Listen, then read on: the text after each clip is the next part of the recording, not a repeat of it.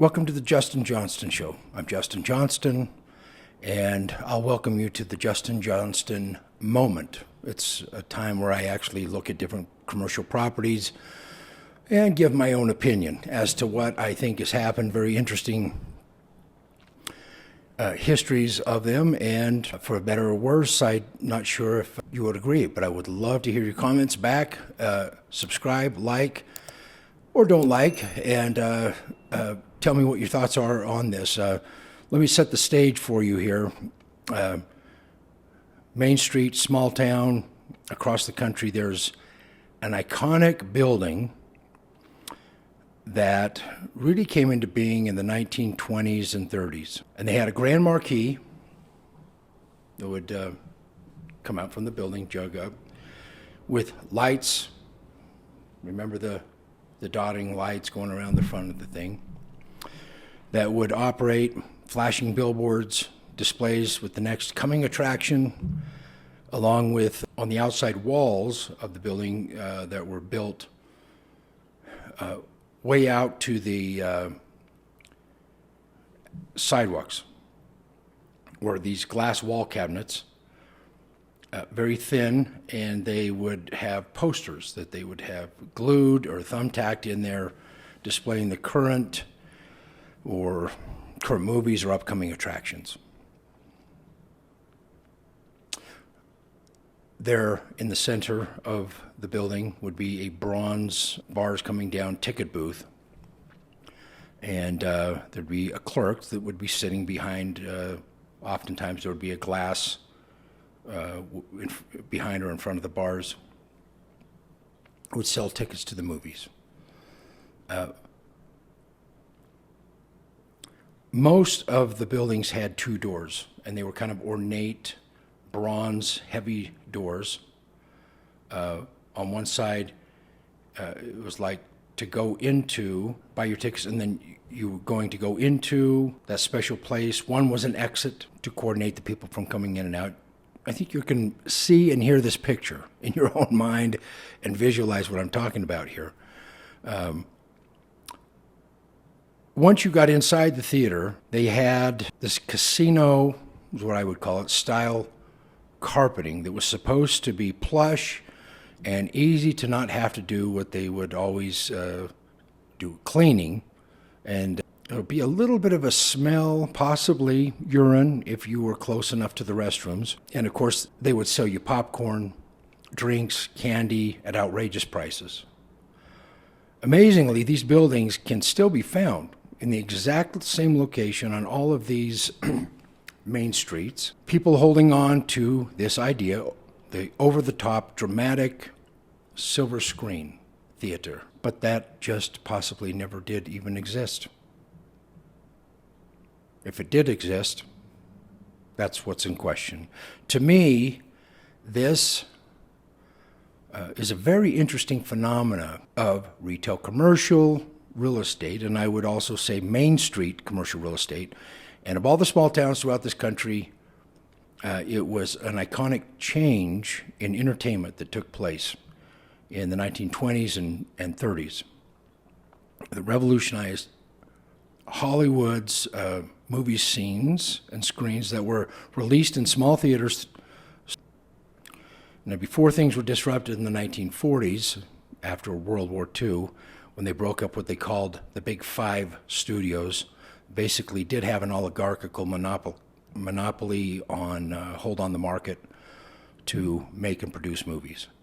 To me, what is the most interesting is how the owners of these small theaters held on to the theater and did not change or use of these buildings. Now, up and down the Wasatch Front, if you went along I-15, pretty much every main street had several old theaters. Each of the towns that were never really converted, they held on to them and tried to bring, when it was going out, live theater, stand-up comedy. Some places did dinner in a movie, so you could actually order and get food. There's been lots of ways to try to recreate this theater experience. But for me, most of the part have been unsuccessful, and I believe that almost like the drive-in movie theaters, if you remember them, since they were just held onto or held out until there was just no more people showing up, and the camera projectors and the audio equipment was horrible. Not very good experience for me. It never was. I liked the idea of doing it and going, but overall, the movie experience wasn't good. The bottom line is most of these places could have been converted back to standard Main Street retail or maybe office buildings, and assuming that they had enough parking, which is another functional obsolescence of a lot of these buildings.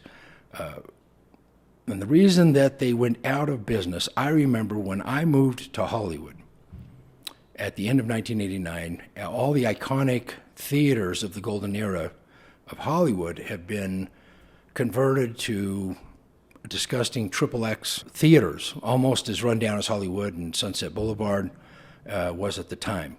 Now, because of the love and fascination of this golden era, Hollywood owners, era of Hollywood, the owners and operators of these small theaters held on to them, believing that the business would come back. But for the most part, the vast majority of the movies are not that great of entertainment. There's several good ones that come out, and that's always been that way. But for the most part, not that great entertainment. I've identified 5 reasons why I believe these buildings and commercial properties became functionally obsolete, including a sloped theater floor, poured concrete, right? Because you had to have it go down, and kind of like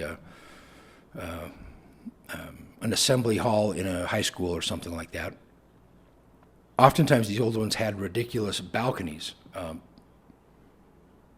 People would sneak up there, they'd try to make out, they'd do whatever, but they didn't wash and clean these theaters very well back in the day. There's almost no reason that the owners and operators would make it through these difficult times. Number one, I say the changing entertainment preferences. As time progressed, people's entertainment preferences shifted. The rise in television, followed by the internet and streaming services that are very prevalent right now, provided a wide variety of entertainment options that could be enjoyed from the comfort of your home. And that's why I never really got this, I think, for the most part, to go out to, there's a lot of entertaining venues. Some of the things I said before, stand-up comedy, you go there to just let go.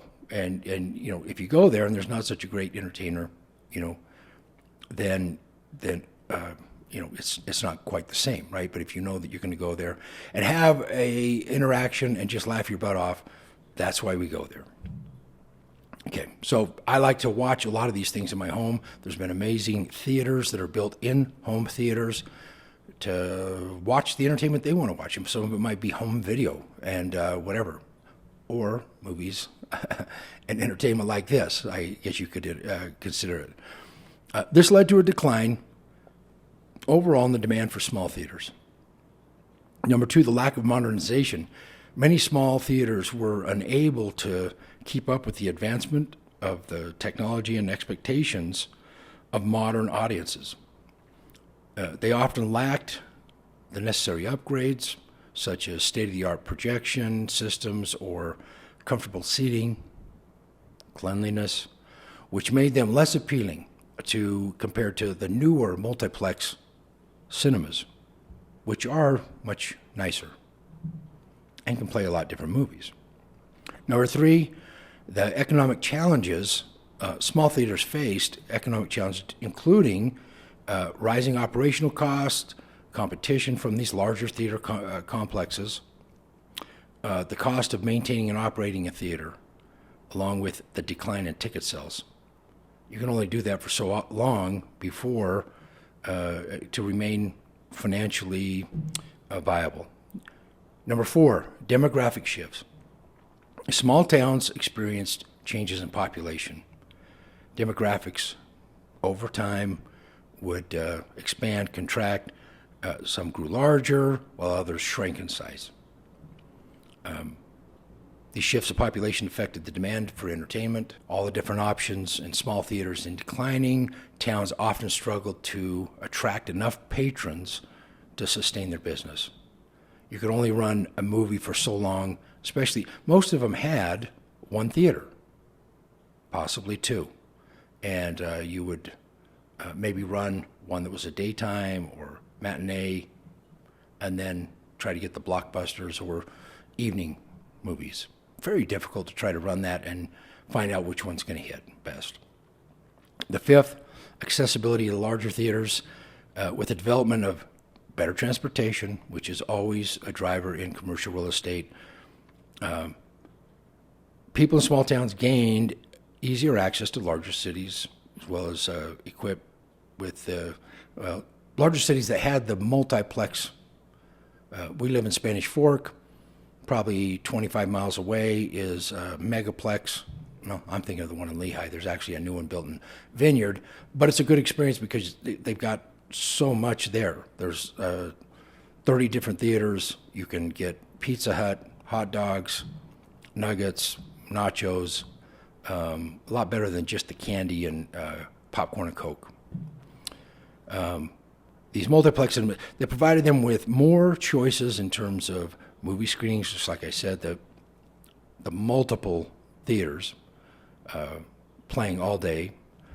It just drew the people away from the small audience capacity of the small town theater. These factors, combined with the changing landscape of entertainment industry, have contributed to the functional obsolescence of small theaters in small towns over the years.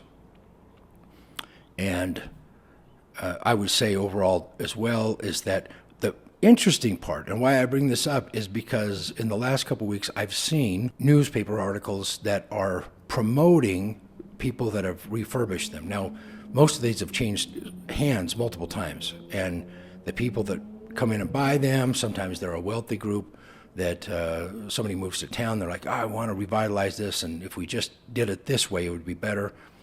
I don't know why they do it. Some have converted to live theater. That's really a whole different market that you're going after. I'm not a huge fan of live theater. I've never felt that the quality was that great with them and the show quality.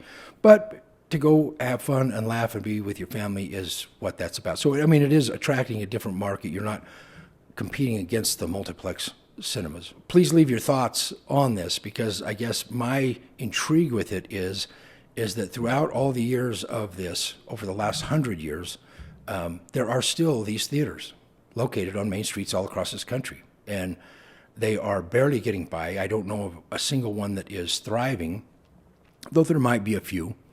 There's been several of these places that food shops that used to be the old greasy spoon type places that are out on the corner. There's a couple of those around here that actually have done well for the past 80 years, and I can see that they've got a business that they cater to that would incline them to go another 80 years, just from the way that they run it. Having said that, you have those buildings could be other uses for food or other entertainment, or just good locations that are on corners. These movie theaters are generally off the beaten path if there is a good main street. I'm just very intrigued that they did not convert these buildings and that they're still trying to revive them. Anyway, please subscribe, like, and tell me what your thoughts are down below. I'd love to hear from you. Thank you.